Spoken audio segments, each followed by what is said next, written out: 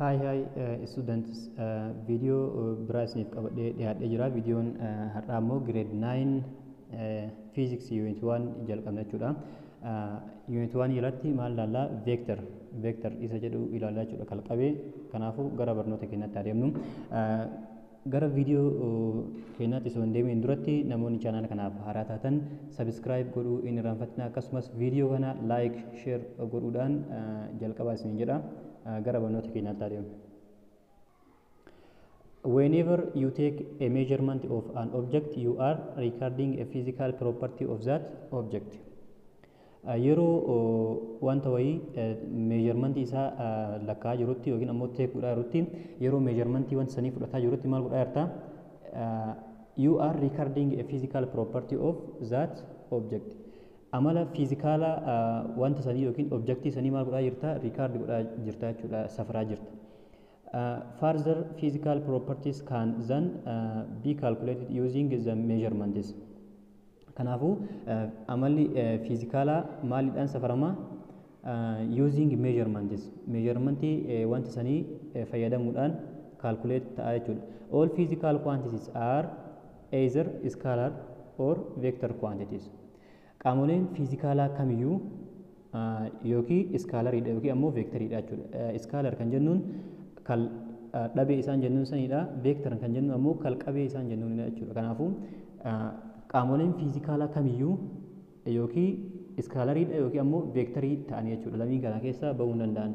This unit looks at vector in detail, including example of vectors, how to add them up and why they are used. Unitiin kun ammoo kan inni irratti xiyyeeffatu veektarii detailiidhaan ni ilaalla. Akkasumas exampleewwan veektarii kanaa akkamitti isaan how to add them akkamitti akka walitti edaanu akkasumas maaliif akka isaan fayyadan ni ilaalla jechuudha. Bal'inaan kanaafuu kan nuti irratti xiyyeeffannu veektariidha jechuudha, kalqabee irratti xiyyeeffannu. Vectors are crucial in a wide range of applications, from landing on the moon to crossing rivers and to keeping bridges standing up. Vectoriin kun kan inni fayyaduuf applicationewwan garaagaraa irratti faayidaawwan garaagaraa qabaachuudha. From landing on the moon,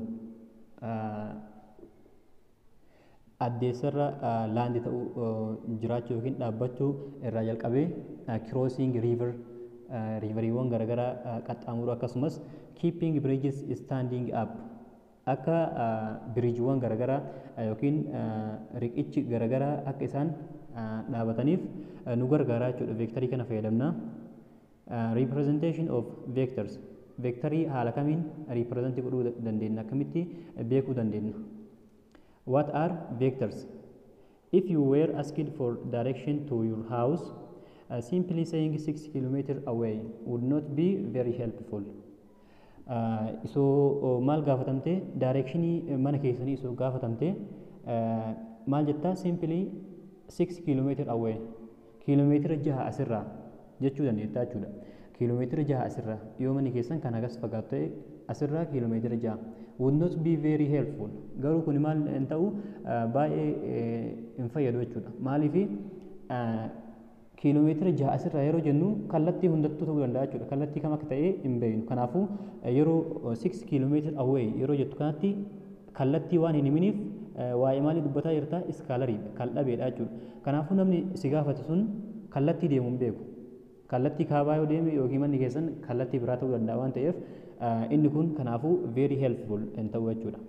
Instead you need to provide more information. Kanaafuu maal godhuu qabda?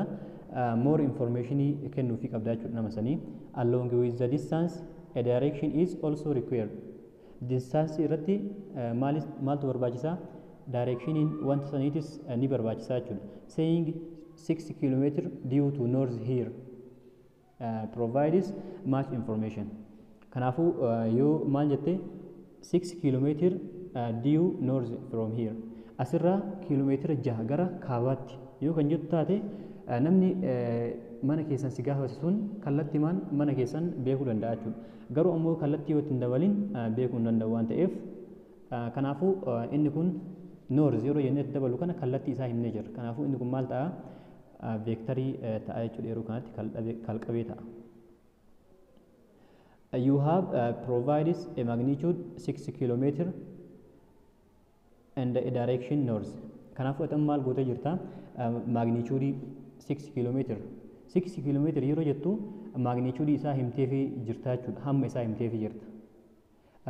Yeroo ammoo north jettutti direction isaa himtee jirta jechuudha. Kanaafuu wanti magnitude fi direction of keessaa qabu maal jettanii hubattanii vector jettanii hubattanii jechuudha. Kalqabe jechuun wanta hammaa fi kallattii wajjin ibsamu jennee barannee jirra. Kanaafuu magnitude jechuun hamma wanta saniiti. Direction jechuun ammoo kallattiidha jechuudha. Quantities that have both a size and a direction are referred to as a vector. Qaamni quantitiin maal qabu saayizii fi hammaa fi jechuudha. Magnitude jechuu fi saayizii jechuun tokkuma. Kan saayizii fi directionii qabu maal jedhamee waamama? Vectors jennee waamna jechuudha. Vectors are incredibly useful tools in both mathematics and physics. Vectoriin kun maal keessatti fayyadamna? Maatisii fi fiiziksii keessattis nu gargaaran jechuudha. A vector quantity that a vector quantity has both magnitude and direction. Vector jechuun quantity maal qabudha? Magnitude fi directionii qabudha jechuudha. Vector kan jennuun the alternative a scalar quantity just has magnitude or size and there is no direction associated with it. Scalariin ammoo maal qofa qaba? Magnitude qofa qaba jechuudha. Size yookiin isa kana qofa qabaatu danda'a malee directionii hin qabaatu jechuudha. Kanaafuu garaagarummaan vectorii fi scalarii directionii qofa jechuudha. Directionii waan hin qabaanneef scalarii irratti directionii yoo kan dabalu ta'e maal ta'a? Vectorii ta'a. Kanaafuu garaagarummaan isaanii directionii qofa jechuudha.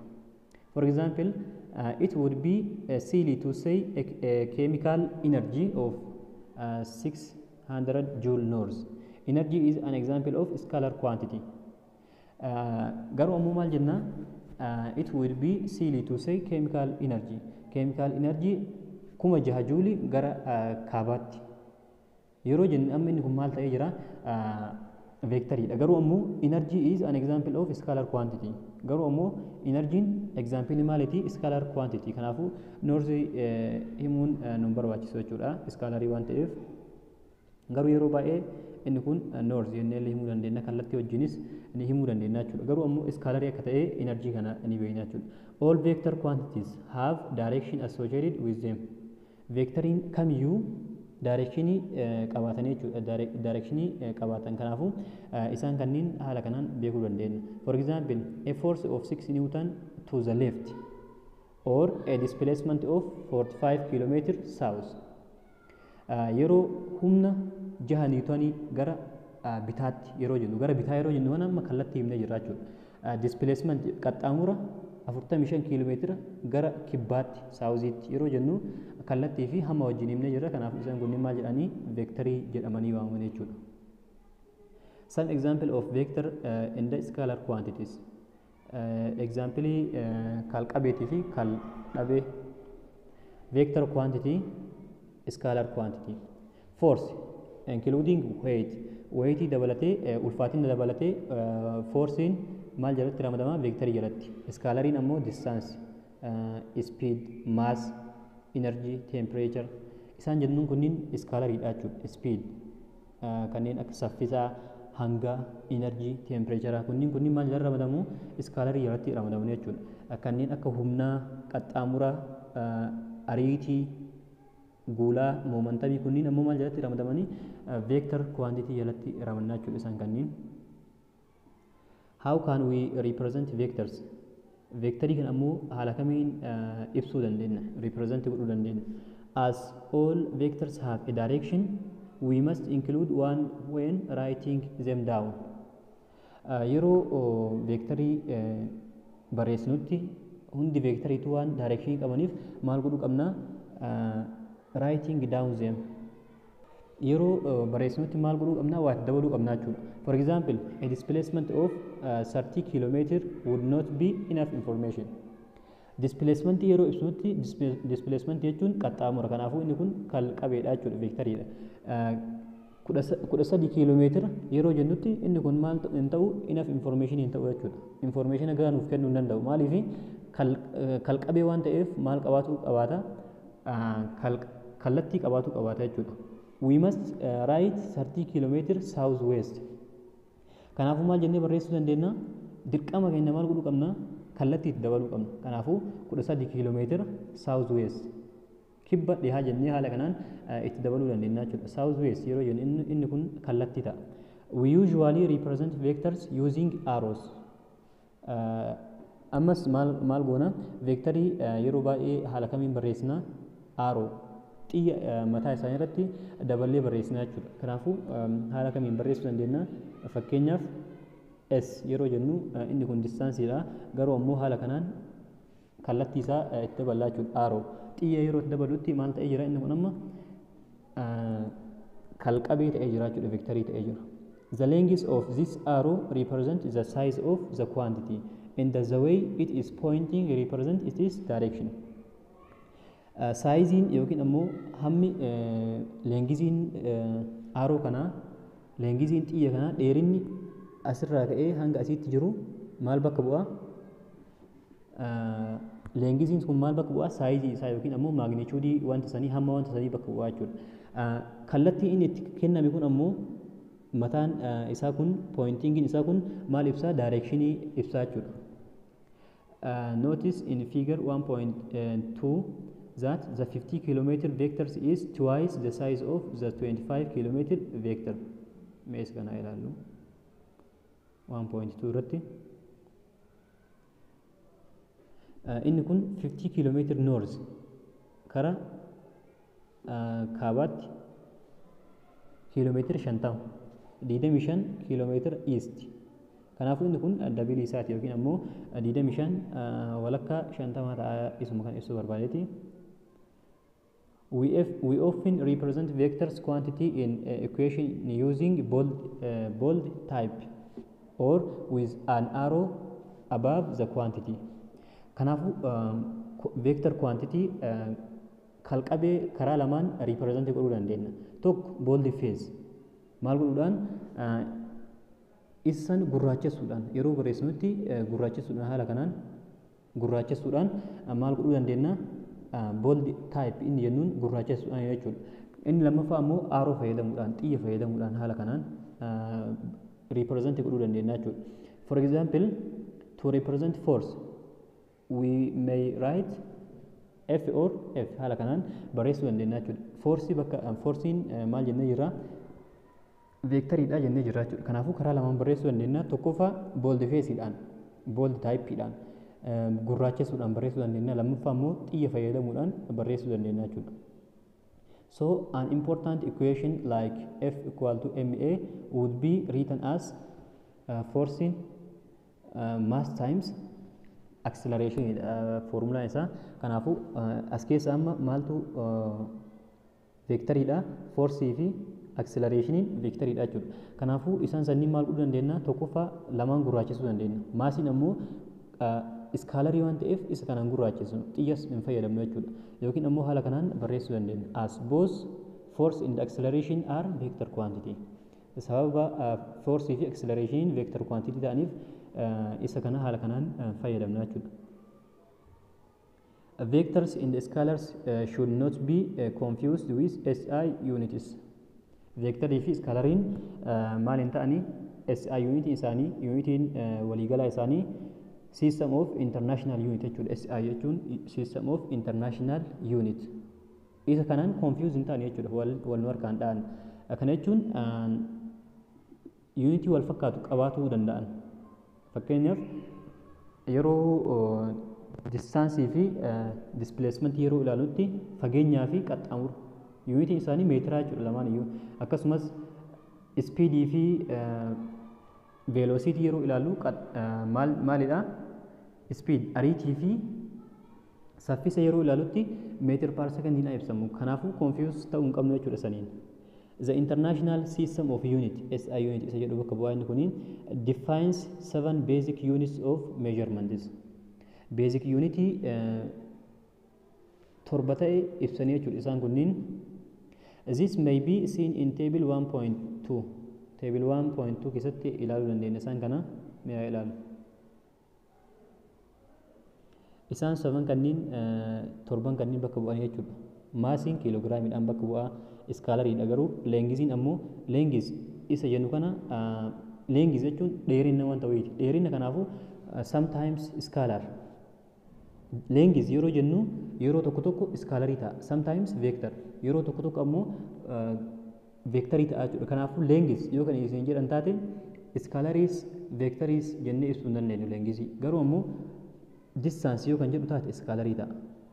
Displacement yoo kan jedhu taate ammoo vectorii ta'a jechuudha. Maaliif leengisiin kun bakka lamatti addaan qoodamuu danda'a. Dheerinaa fi qaxxaamura ta'uu danda'a waan ta'eef inni kun leengis yoo kan jedhu taate kanaafuu lamaanuu ta'uu danda'a jechuudha. Meetiriidhaan bakka bu'anni kun ammoo taayimiin ammoo sekandiidhaanii iskaalariidha. Tempereechariin kelviniidha. Inni kunis iskaalariidha. Ammaawuntiin ammoo mooliidhaan bakka bu'aa inni kunis iskaalariidha. Electric currentiin ampeeriidhaani. Inni kun ammoo vectoriidha. Luminous intensitiin ammoo kaandeellaadhaani. Kanaafuu inni kun ammoo iskaalariidha jechuudha. Kanaafuu kanneen keessaa maal qofatu vectoriidha. Electric currentiidha. Sometimes displacementiinis waan jiruuf inni sunis ta'uu danda'a jechuudha. All other SI units are derived from combining one or more these units. Kan biraa ammoo unitiiwwan biraa maalirraa derived ta'anii isaan kanneen kan amma ilaalle torban kanneen combine godhuudhaan walitti dabaluudhaan kan biraa argannaa jechuudha. For example, the newtons is SI derived unit of force. Kanaafuu niwutanii yeroo ilaalutti niwutaniin SI unit jedhanii beekna. SI unit humnaati jechuudha, forceiti. Kanaafuu inni kun maalirraa derived ta'e kiiloogiraam, meetira, sekandii waan sadiirraa maal ta'e derived ta'e jechuudha. Kanaafuu kiiloogiraamiin kan maasiiti jennee jira. Kanaafuu foormulaa foorsii asirraa argachuu dandeenya. Kiiloogiraam yeroo jennu maasiidha, mdha. Sanbooda meetir paar sekandii iskuweer yeroo jennu ammoo akselereeshiniidha. Kanaafuu haala kanaan derived ta'uu danda'a jechuudha. Yuunitiin isaarraa foormulaa isaa derived godhuu dandeenya. Kanaafuu isaan kunniin foorsiin SI unitii isaa maalidha? Niwutaniidha. Kanaafuu maalirraa derived ta'e kiiloogiraam meetir paar sekandii iskuweer irraa derived ta'e jechuudha. Addition and subtraction of vectors. Kalqabeewwan kanneen walitti da'uu fi walirraa hir'isu. Mi'a ilaallu haala kamiin walitti daanaa haala kamiin walirraa hir'isa. How do we combine vectors? Vectorii haala kamiin combine godhuu dandeenya, walitti dabaluu dandeenya. Scalars are simple to add. Scalariin kalqabee jechuudha, walitti dabaluudhaaf simple dha jechuudha. Isaan kunniin baay'ee salphaadha. For example, when a mass of 40 kg is added to a mass of 20 kg, the total mass is 60 kg. Simply waluma eda'uudha jechuudha. 40 eda'uu 20 60 ta'a jechuudha. However, vectors are a bit more complex. Vectoriin ammoo complex wal xaxaadha jechuudha. Xiqqishu inni kuni when adding to 4 Newton force, it is possible to get when adding to 4 Newton. 4 Newtonii lama yeroo walii edaanu maal arganna? 8 Newtonii arganna or 0 Newton. 8 argatuu dandeenya yookiin ammoo 0 argatuu dandeenya or even 5.7 Newton. 5.7 is argatuu dandeenya jechuudha. Kana jechuun fakkeenyaaf 4 Newtonii kana tokko kallattii kanaa yoo ta'e tokko ammoo kallattii garanaati yoo kan ta'u taate kallattii walii faallaadha.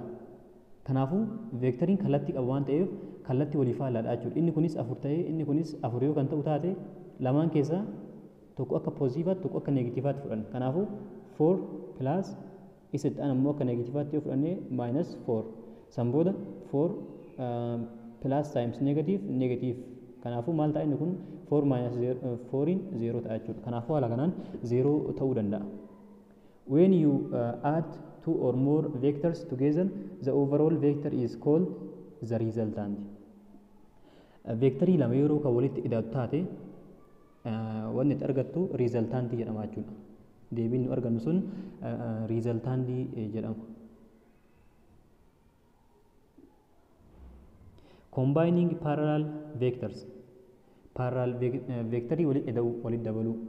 Parallel jechuun kan haala kanaan straight deemuu jechuudha yookiin kallattii faallaas ta'uu danda'a garuu parallel kan jennuun kallattii straight ta'e irra kan deemu jechuudha. Combining okay the direction of vectors are really important. Kanaafuu directioniin vectorii sanii baay'ee barbaachisaadha jechuudha walitti hidhuudhaaf. If you want to add two parallel vectors parallel lama yoo kan walitti hidhatu taate for example force 6 Newton and 3 Newton isa kanaafi kana yoo kan walitti hidhatu taate you could get 9 Newton or 3 Newton waan lama argachuu dandeetta jechuudha. 6 Newtonii fi 3 Newtonii kana yeroo wal hidhatu tokkoffaa yeroo kallattii tokkorra ta'e kallattii tokkorra wanti tokko kallattii tokkorra ta'e jechuun maal goona waluma hidhaanaa jechuudha waan san waluma hidhaanaa lamaan bakka poozitiivaatti fudhannee wal hidhaana kun haala kanaan 6 Newton 3 Newton 9 Newton nuuf kenna jechuudha. Dheeriin isaa dheerinni lamaan kanneen yoo walii kan dabalu taate meeqa ta'a? Kanaafuu haala sanii argachuu dandeenya. Inni lammaffaan ammoo yoo tokko kallattii garanaa ta'e tokko ammoo faallaa isaa yoo kan ta'u taate walirraa hir'isnaa jechuudha isaan kana lamaan keessaa maal goona xiqqaa kana akka negatiivaatti fudhannee isa kana ammoo akka poozitiivaatti fudhannee kana jechuun wanti wayii 6 Newtonii yoo kan asirraa achi deemu taate akka meetiraatti yoo kan fudhannu taate 6 meetirii yoo asirraa achi deemee sanboota 3 yoo duuba deebi'e meeqa duuba deebi'e 3 marra duuba deebi'e jechuudha. Kanaafuu inni kun 3 Newton jennee haala kanaan lafa kaa'uu dandeenya jechuudha. You could think of 6 Newton as positive and 3 Newton to the left as negative. 6 Newtonii kana kan kallattii faallaa jechuudha. 6 Newtonii akka poozitiivaatti 3 Newtonii immoo akka negatiivaatti fudhattee sanboota walitti yeroo dabaltu maal ta'a 3 Newtonii ta'a jechuudha. Kallattii faallaa yeroo ta'e kallattii tokkorra yeroo ta'e ammoo maal goona walumatti dabaludha jechuudha. Isaan sanniin walumatti daballaa. This applies to all vectors. Inni kun ammoo vectorii kamiifuu sirrii ta'a jechuudha. Apply ta'a. A real world example. This time dealing with velocity can be seen in figure 1.5. Okay, 1.5 irratti yaa ilaallu. 1.5 irratti isa kana jechuudha.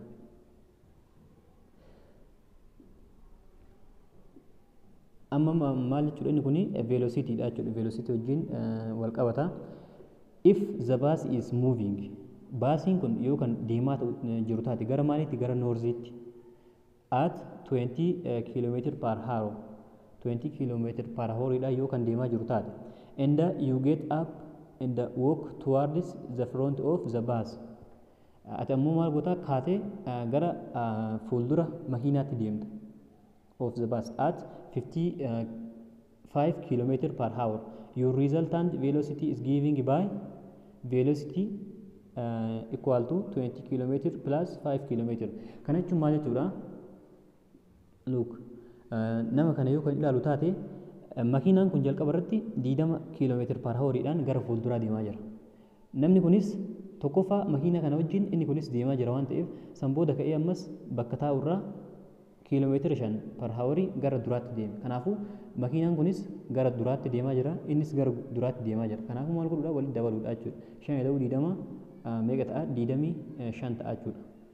If you then turn around and walk to the back of this bus, your velocity would be 50 km per hour north.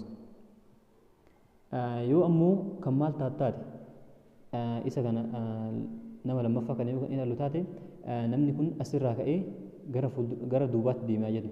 Garuu ammoo makiinaan gara duraatti deemaa jira. Kanaafuu kallattii faallaadha jechuudha. Kanaafuu walirraa hir'isuu qabna. Isa kana negatiiva fudhannee sanbooda 20 hir'isuu 5 meeqa ta'a 15 ta'a jechuudha. Haala kanaan argachuu dandeenya isa kana. Some other example involving force can be seen below. Okay, meeshaan kan inni haa ilaallu. Isa kan ammoo 50 niwutaniidha gara duraatti inni kun ammoo gara duubaatti kallattii faallaadha jechuudha. Lamaanuu ammoo wal qixa 50. Kanaafuu maal ta'a 0 niwutanii ta'a jechuudha. Riizaltaantiin isaanii wanti nu argannu 0 ta'a. Walirraa yeroo hir'isnu 50 hir'isuu 50 jennaani kanaafuu maal ta'a 0 ta'a jechuudha. 0dhaan wal qixa ta'a.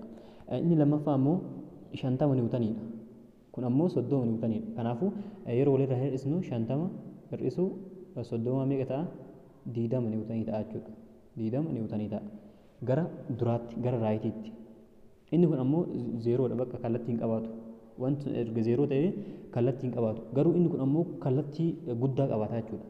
Lakkoofsa guddaa irraa xiqqaa yeroo hir'isnu kallattii guddaa sanii qabaata. Kanaafuu 50 kun gara maaliitti? Gara raayitiitti, gara mirgaatti. Kanaafuu diidama niwutanii gara raayitiitti, gara mirgaatti jennee ibsinaa jechuudha. Isa itti aanu ammoo yoo kan ilaallu ta'e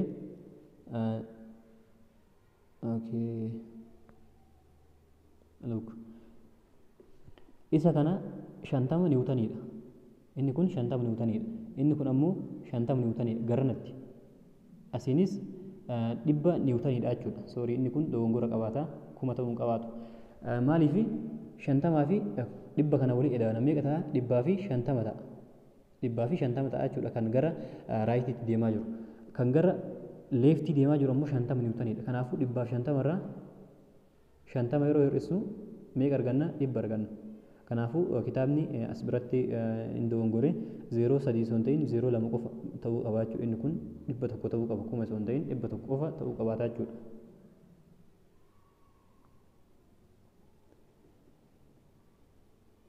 If you have several parallel vectors, vectoriiwwan parallelii ta'an hedduu yoo kan qabaatu taate, the resultant may be found by adding all the vectors in the same direction and subtracting those going in the opposite direction. Maal goota yoo kan hedduu ta'u taate akka amma ilaale kanatti sadii, kanaafuu kan kallattii tokkorra jiran hundi isaa walii qixaata. Kan kallattii faallaa jiran ammoo walirra hir'isaa jechuudha. Haala sanii argachuu dandeetta. Combining perpendicular vectors, perpendicular yoo haala kamiin walitti combine goone, perpendicular kan jennuun kan haala kanaan 19 degree uumuu danda'anii jechuudha. Degree 90 kan uumuu danda'aniin perpendicular jennaan. But what if the vector to be added are not parallel? Yoo parallel hin ta'in maal goona? Kana jechuun perpendicular yoo kan ta'an taate. For example, think about a swimmer swimming from one river bank to another. Nama swimming irra jiru kana maal godheedha? Think godheedha. He swims across the river perpendicular to the river bank at 2 meter per second.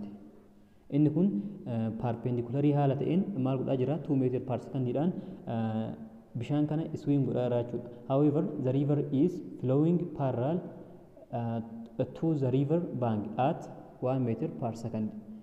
How can you find his resultant velocity? Namni kun maal godhaa jira? Gara riveriitti 2 meter per second deemaa jira. Akkasumas parallelimaan riveriin kunis gara river bankiitti 1 meter per second dhaan deemaa jira jechuudha. Bank jechuun qarqara bishaaniiti. How can find the resultant isaa haala kamiin barbaaduu dandeetta jedha. Inni kunis maal perpendicular dha waan ta'eef mee perpendicular haala kamiin one method is referred to as the parallelogram method. Metodiin tokko metodii kamiin hojjenna? Karaa parallelogramii fayyadamuutiin hojjennaa jechuudha. This involves drawing the two vectors with the same starting point. Starting point tokkorraa the same drawing kaafnaa jechuudha. Vectoriiwwan lamaanuu maal goona? Pointii wal fakkaataa irraa kaanee kaafnaa jechuudha. The two vectors must be drawn to a scale and are made to be side of the parallelogram. Saayidii parallelogramii qabaatanii kaafamuu qaban jechuudha. Isaan kunniin the resultant will be the diagonal of the parallelogram. Kanaafuu resultantiin deebii nuti argannu maal ta'a? Diagonalii parallelogramii sanii ta'a. Ruulii fayyadamuutu jira. Ruulii san haa ilaallume. Right angle triangle yeroo ilaalutti diagonaliin amma isa kamii? Isa kan ta'a jechuudha resultantiin. Kanaafuu fakkeenyaaf B fi C isa walitti eda'inu jedhee maal goona? A square kana argachuudha. A kana argachuudhaaf maal jennaani? Kanaafuu A kana barbaaduudhaaf maal goona? B fi C kana square goona. A square wal qiyaata B square plus C square jennee san booda resultantii haala kamiin arganna? N wal qiyaata raadikaala kana irraa balleessuudhaaf square balleessuudhaaf raadikaala jala galfannaa jechuudha. Raadikaala jalatti B square plus C square. haala kanaan riizaltaantii foormulaa kana fayyadamnee argachuu dandeenya jechuudha. Pythagoras theorem. Pythagoras theorem isa jedhamu the square of the hypotenuse. Squaring hypotenuse of the right angle triangle is equal to the sum of the squares on the other two sides. Isuma amma hojjannee kan ibsa jechuudha. Squaring hypotenuse jechuun isa kana jechuudha kan A irra jiru kana. Isa kana square yeroo goonu triangle irratti right angle triangle irratti kan kofa sirrii qabu irratti jechuudha. The sum of squares on the other two sides. Square saayidiiwwan lamaan irra jiru walitti hidhuudhaan argamaa jechuudha. Inni kun foormula amma hojjenne kana ibsa. Kanaafuu isa kana haala kamiin arganna mee haa ilaallu. Kan diagram irratti ilaallu kana haala kamiin arganna. The swimmer's velocity vectors shown as triangle right angle triangle. Kan jalqaba ilaallesan swimmerii kan nama bishaan daakaa jiru kana haala kanaan argachuu dandeenya jechuudha. Kanaafuu riizaltaantii kan argachuudhaaf maal jennaani a square and radical a square 1 square plus 2 square. Kanaafuu maal ta'a 1 squarein 1 nima ta'a 2 squarein ammoo meeqa ta'a 4 ta'a jechuudha. 4 kanaafuu and radical 5 isa kana haala kana argachuu dandeenya jechuudha. Radical 5 yookiin ammoo jala baasnes argachuu dandeenya jechuudha. An alternative to the parallelogram method involving using Pythagoras theorem. Parallelogram method kana hojjechuudhaaf ammoo Pythagoras theorem fayyadamna jechuudha. To determine the size of the resultant vector. Resultant kana argachuudhaaf Pythagoras kanatti fayyadamne arganna jechuudha. Trigonometry can then be used to find its direction.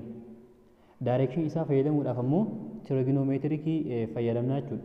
This gives a much more precise answer. Kanaafuu haala kanaan trigonometry kana fayyadamne maal argachuu dandeenya? Deebii kenna argachuu dandeenya jechuudha. Looking again at the swimmer example, a quick sketch of the vector can be seen in figure 1.10. Because the vector are perpendicular, they form right angle triangle. Kanaafuu sababa vectoriin kun perpendicular ta'eef right angle triangle draw goonaa jechuudha. Kanaafuu maal jechuudha? Haala kanaan perpendicular jennaan inni kun 19 degree. Kanaafuu isa kana yeroo itti fidnu ammoo right angle triangle rog-sadee kofa sirrii of keessaa qabu argannaa jechuudha. The resultant is the hypotenuse. Resultantiin ammoo deebiin nu argannu hypotenuse kana jechuudha. Diagonally isa jennuun kana. So using Pythagoras theorem we get a square equal to b square plus c square kan jalqaba hojjenne jechuudha. Kanaafuu haala kanaan maal arganna? Radical 5 kun maal ta'ee baha? 2.25 ta'ee baha jechuudha.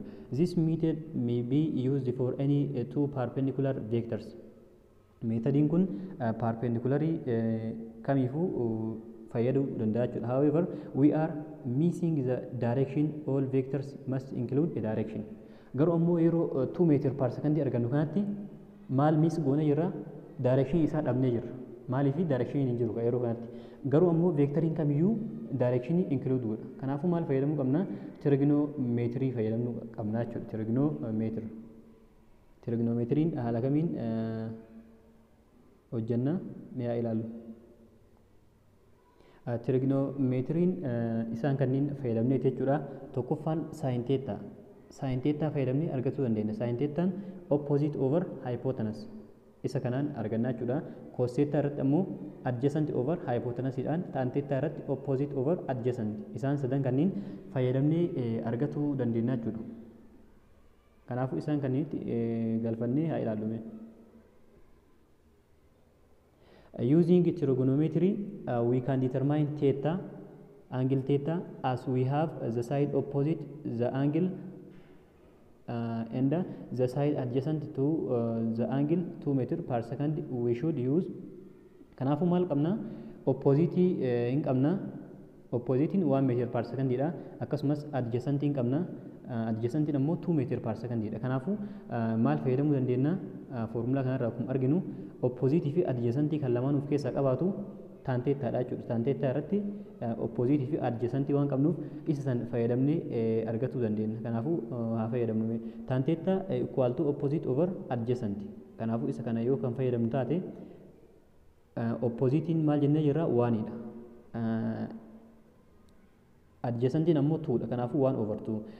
Tan teettaa 1 over 2 jechuun 0.5. Tan teettaa equal to 0.5. 1 over 2 jechuun 0.5 dha wal qixa waan ta'eef kanaafuu haala kamiin barreeffannaa tan teettaa equal to 1 over 2 or 0.5 haa jennu. San booda kan nuti barbaadaa jiru garuu teettaa kana. Teettaa addatti hambisuuf maal goona over tan jennaan gara lamaanuu. San booda taaniidhaan hin baddi teettaa qofa nu ofa teettaan wal qixataa. Inni biraawwan isin hubatuu qabdan tan teettaa, saayin teettaa, koos teettaan jala taa'uu hin danda'an. Yeroo kamiyyuu seera isaanii yeroo fayyadamnutti jala hin taa'an. Kanaafuu isa kana maal goona tan inverse jennee ol baasna jechuudha. Tan inverse haala kanaan maayinasi itti goone ol baafanna jechuudha. San booda 0.5 waan jirtuuf haala kanaan kaalkuleetara fayyadamnee tan inverse 0.5 isa jedhu kana barbaaduu dandeenya jechuudha. Kanaafuu isa kana yoo barbaanne meeqa arganna 26.6. Isa kana kaalkuleetarri hundi isinii baasuu hin danda'u. Kanaafuu kaalkuleetarri isin fayyadamuu qabdan scientific notation or scientific calculator isa jedhu fayyadamtanii argachuu dandeettanii jechuudha. Kaalkuleetarri sun baay'ee isin fayyada. Kanaafuu haala kanaan isa kana yoo itti galchinu 26.6 degree arganna jechuudha. Kanaafuu amma maal argannee jirra? Aangilii isaa argannee jirra. Kana jechuun kallattii isaa argannee jirra jechuudha. This means the angle between the resultant velocity and the river bank is giving by 90 degree minus 26.6. Kanaafuu aangiliin resultantii fi river bankii jidduu jiru qarqara bishaanii jidduu jiru haala kamiin kennama 19 degree. Maaliif 19 degree jechuun isa kana waan ta'eef 90 degree kanarra meeqa hir'isna kan amma arganna immoo 26.6 waan ta'eef yeroo irraa hir'isnu meeqa arganna 63.4 arganna jechuudha. Both methods giving nearly identical answers. The mathematical method offers more precise values. Kanaafuu isa kana fayyadamnee haala kanaan argachuu dandeenya jechuudha. Parallelogram method. Example kan yoo ilaallu ammoo parallelogram methodidhaan haala kanaan nuuf kenna. Mathematical methodidhaan ammoo haala kanaan 63.4 dhaan arganna jechuudha. If we have more than two perpendicular vectors, you add up the parallel ones first, leaving you with two perpendicular vectors from which you can determine the resultant. Yoo perpendicular vectorii lama ol kan qabaatu taate ammoo lama ol yoo kan qabaatu taate maal goota you add up the parallel ones kan parallelii ta'an kan kallattii tokkorra jiran maal goota walitti hidhaata. San booda erga walitti hidhaatee haaluma kanaan argatta jechuudha. Isa kana yoo lama jiraate walitti hidhaata kan parallelii irra jiru walitti hidhaana san booda ol nuuf dheerata jechuudha. Kanaafuu san booda haala kanaan argachuu dandeenya jechuudha. Karama jalqaba fayyadamnee non-parallel and non-perpendicular vectors kan parallel hin ta'in kan perpendicular hin ta'in haala kamiin fayyadamna? Vectorii parallel hin taane kan parallel jechuun kan maal straight line kan uumu jennee jirra. Kanaafuu yoo perpendicular hin ta'in yoo non-perpendicular yoo kan ta'e haala kamiin fayyadamna haa ilaallu. So we can now add parallel vectors and the perpendicular vectors. Maal goone jirra? Parallel vectorii fi perpendicular vectorii add goone jirra. But what if two vectors to be added are not parallel and or perpendicular? Yoo perpendicular fi parallel hin ta'in maal goona? An example of two forces can be seen below. Okay.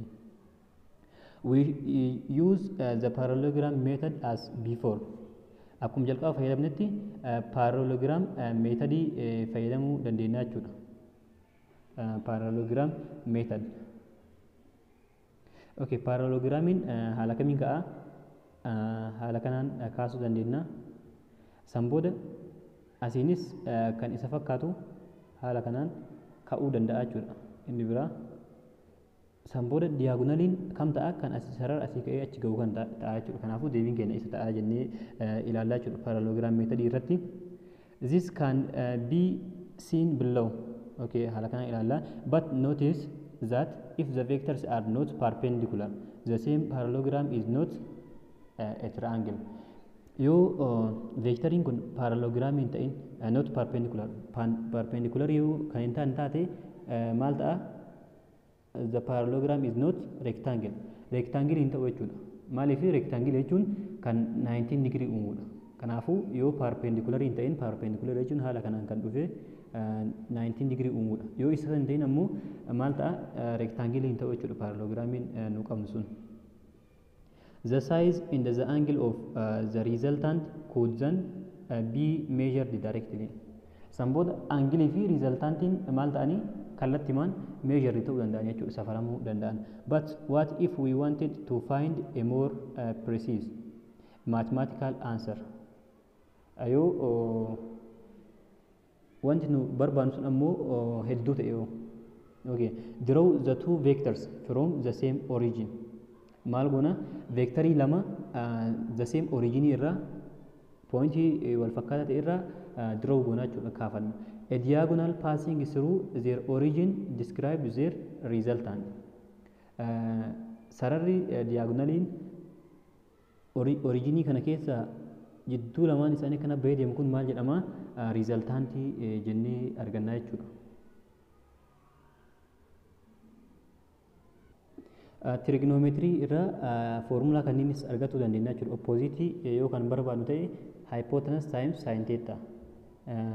Adjacent yoo barbaadne ammoo hypotenuse times cos theta. Inni kun eessarraa derive ta'e jalqaba irratti sin thetaan formula isaa kam jennee jirra? Sin theta equal to opposite over hypotenuse Kanaafuu oppositii waan barbaadaa jiruuf cross goonaa jechuudha. Kanaafuu oppositiin wal qiyata hypotenuse times sin theta ta'a jechuudha. Haala kanaan derive godhuu dandeenya. Inni biraa immoo cos theta irraa adjacent over hypotenuse dha. Adjacent over hypotenuse. Kanaafuu isa kanas derive yeroo goonu adjacentiin maal ta'a? Adjacent equal to hypotenuse times cos theta ta'a jechuudha. Formula kana haala kanaan derive ta'ee argachuu dandeenya jechuudha achirraa. Resolving vectors. Vectorii resolve godhu. In order to solve the problem mathematically, we need to resolve one of the vectors. Karaa maatisiitiin karaa mathematical ta'een problemiiwwan furuudhaaf maal goona? Resolve goona jechuudha. Resolving means splitting one vector into two components. Two component vectors, usually one horizontal and one vertical. Resolving jechuun kun splitting one vector. Vectorii tokko maal godhuudha? Splitting gochuudha, gargar qooduudha. Kana jechuun tokko horizontaalii irratti, tokko ammoo tokko horizontaalii, tokko vertikaalii. Isa kanaan vertikaalii jennaan, isa kanaan ammoo horizontaalii. Kanaafuu haala kanaan resolve godhuu jechuun splitting godhuu jechuudha. These components have the same effect as the original vectors. Kan nuti addaan qoqqoone kun the same effect qaban jechuudha. Maal wajjin? Original vectorii wajjin. Vectorii jalqaba resolve goone isa wajjin the same effect qaban jechuudha. This process is almost the reverse of combining two perpendicular vectors. This processing kun maal jechuudha? Reverse of combining two perpendicular vectors. Perpendicular vectorii lama. Kanaafuu inni kun perpendicularii lama maal godhuudha? Reverse godhuudha. Combining kan ta'an gara duubaatti deebisuudha jechuudha. An example can be seen on the page on the next page in 1.16. Figure 1.16 irratti mul'ifama jedha. Okay. The 8 Newton force can be resolved into two component vectors that when combined have the same effects.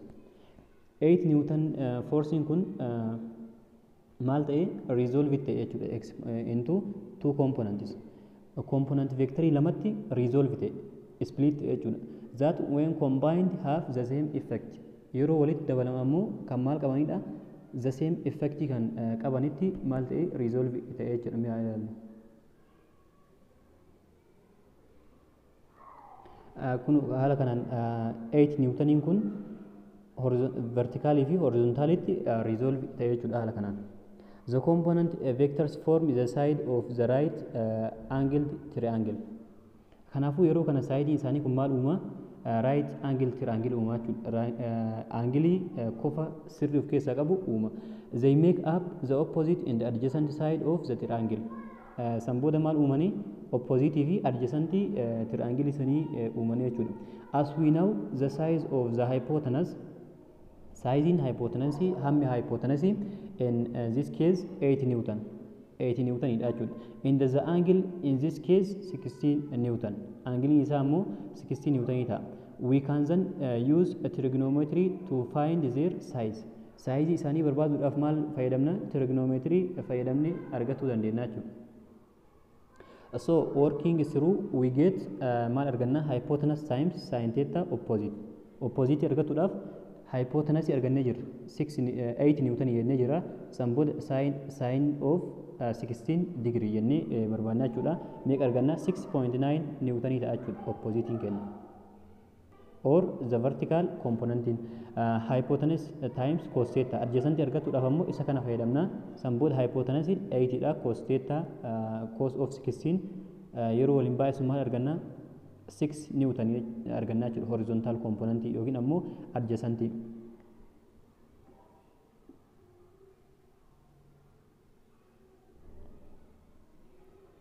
okay we now have three vector to add together vectorii sadii walitti kan idaanu qabna jechuudha instead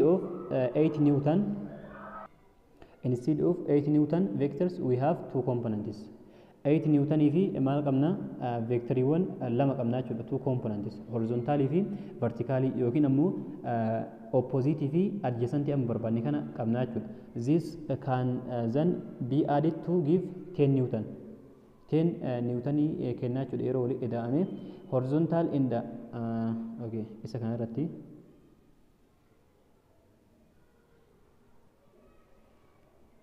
isaan kanniin jechuudha sadan nuti qabnu this can then be added to give 10 newton horizontal and the 6 newton vertical isaan kunniin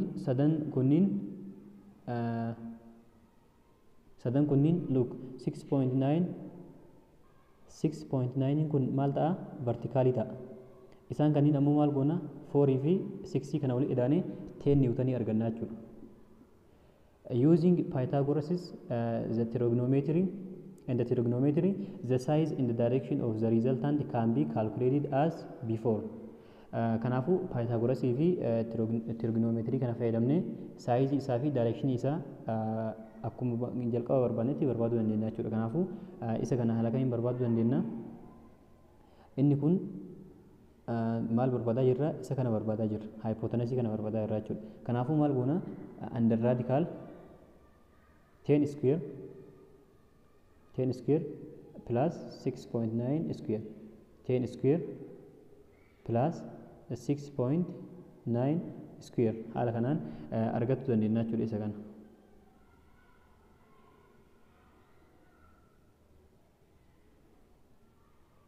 kanaafuu isa kana square goonee yeroo wali eedaanii as jala baasnu meeqa arganna 12.1 newton arganna and an angle of 34.6 from the horizontal check it yourself dha kanaafuu isa kana check godhedha kanaafuu haala kamiin argachuu dandeenya inni kun opposite dha isa kana wali square goonee wali eedaanii yeroo jala baasnu 12.1 newton arganna amma argachuu qabna theta argachuu qabna theta ammoo haala kamiin arganna opposite fi adjacent qabna kanaafu tan theta fayyadamuu dandeenya jechuudha tan theta equal to maal jennee jirra opposite over adjacent kanaafu opposite 6.9 over 10 san booda maal goona isa kana over tan jennaani san booda tan inverse theta equal to tan inverse into 6.9 over 10 san booda isa kana calculatoriidhaan hojjennee yeroo jennu meeqa argannaa 34.6 degree argannaa jechuudha. This technique works for multiple vectors as different angles. Teknikiin kun maaliif nu gargaara? Waan akkamiitiif hojjeta? Multiple vectors. Vectorii lama kan angilii garagaraa qabaniifis nu gargaara jechuudha. For example, adding two velocities. This could be the velocity of an aircraft, one due to the direction it is moving, the other due to the wind. Directionii garagaraatiin yeroo deemaa jiranitti maal guna walitti add godheedha vectoriiwwan kanniin. Okay, each of these vectors could then be resolved into horizontal and the vertical components.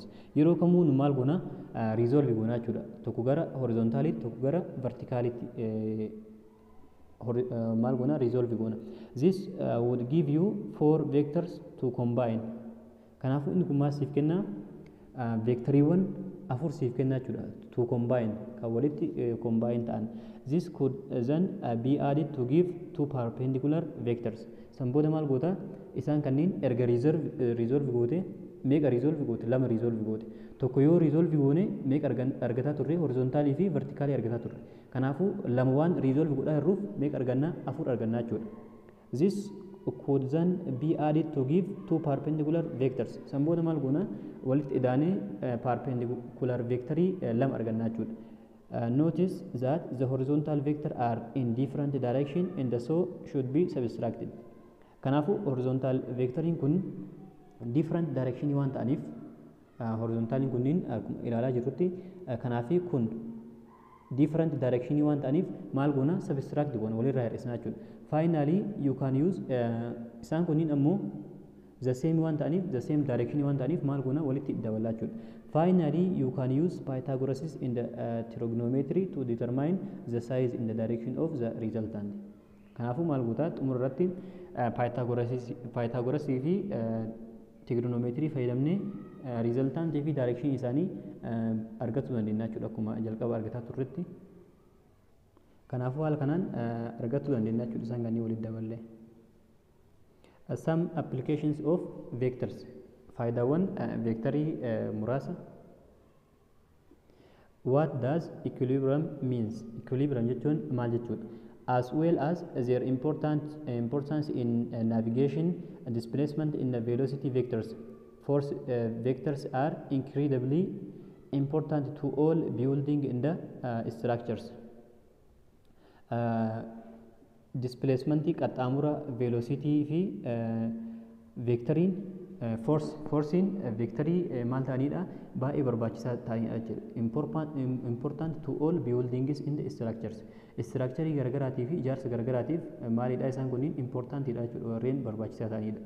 Often huge forces are involved, but in the case of bridge or building this should be no resultant force acting. If there was, the bridge would move and perhaps topple over.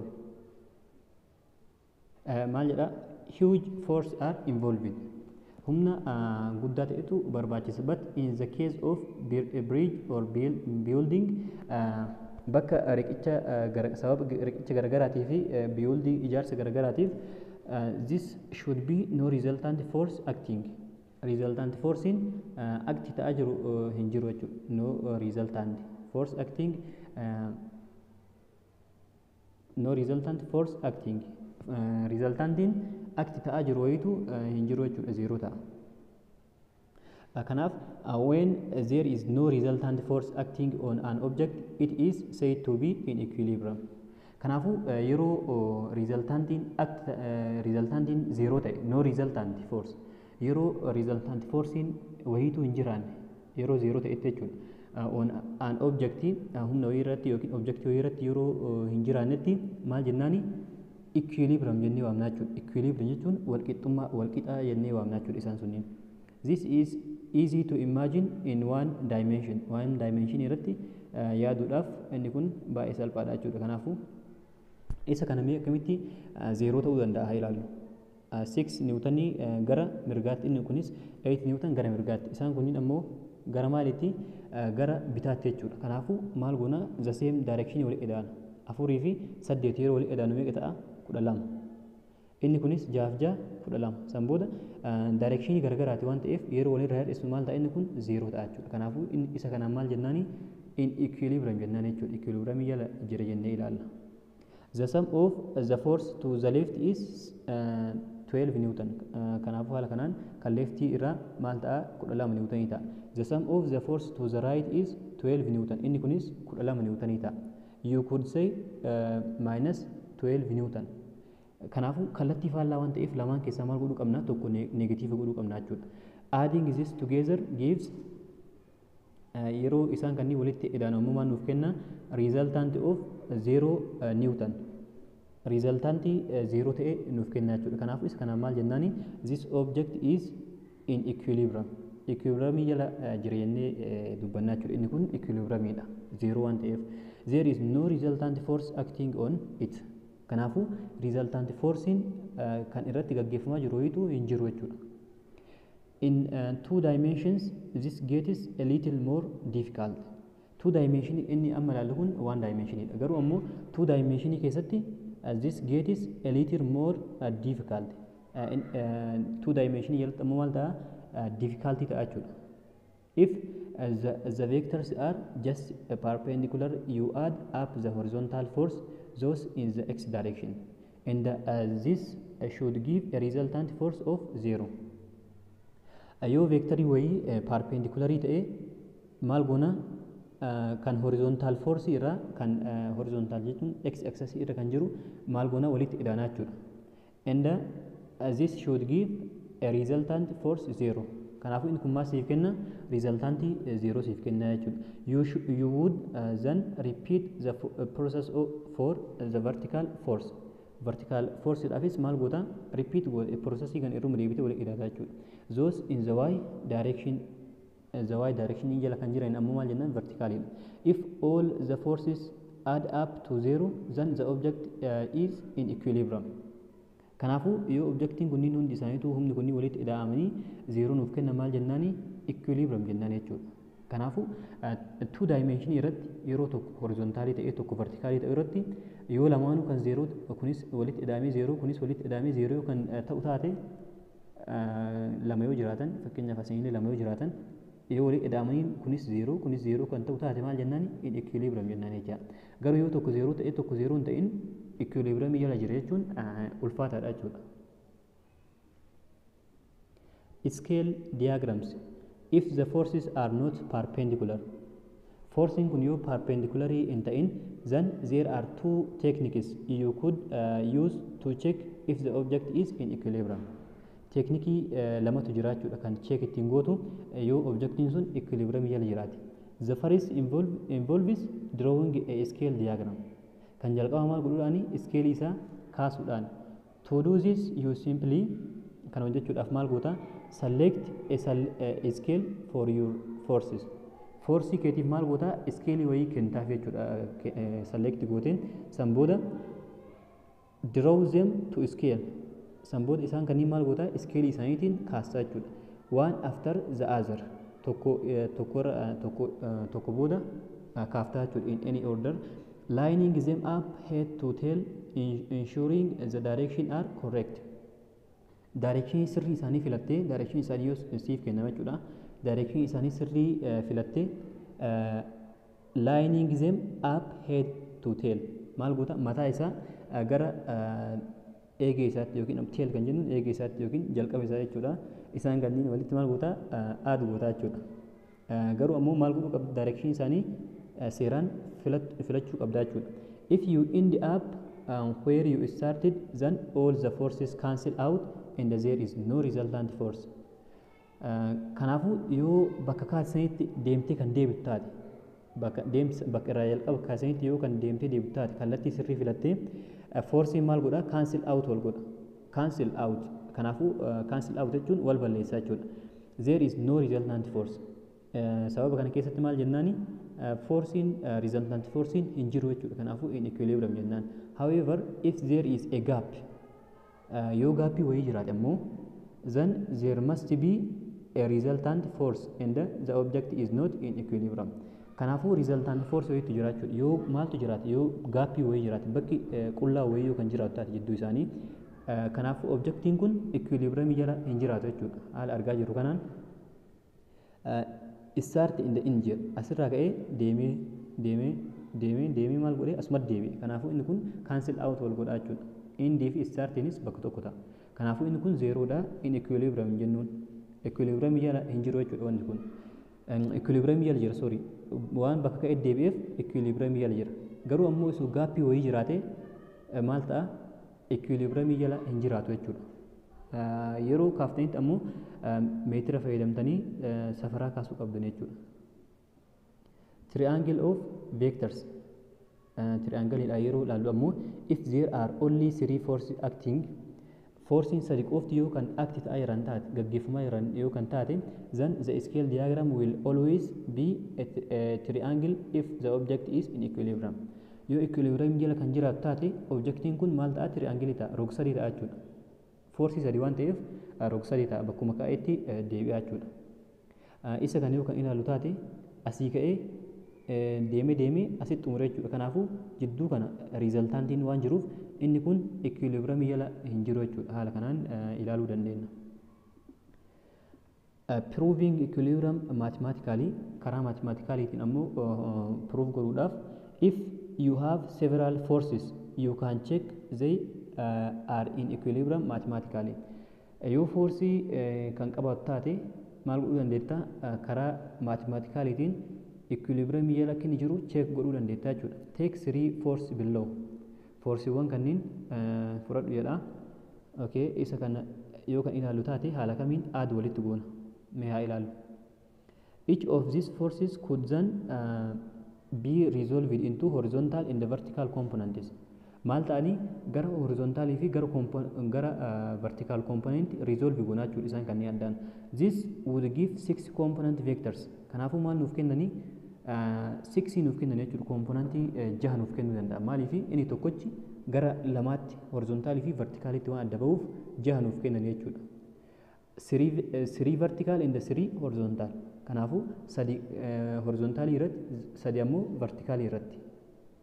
Sanbooda isaan saniin yeroo walitti idaanu kanaafuu haala kamiin 6 argachuu dandeenya. Inni kun vertikaalii fi horizontaalitti haala kanaan inni kunis vertikaalii fi horizontaalitti inni kunis vertikaalii fi horizontaalitti haala kanaan yeroo split ta'an sanbooda isaan kanneen horizontaalii fi vertikaalii mee qabnaa 1 2 3 horizontaalii 1 2 3 isaan kanneen walitti idaanee yeroo 0 ta'an maal jennaani in equilibrium jennaan jechuudha. Kanaafuu barnoota keenya kan guyyaa har'aa haala kana xumurree jirra.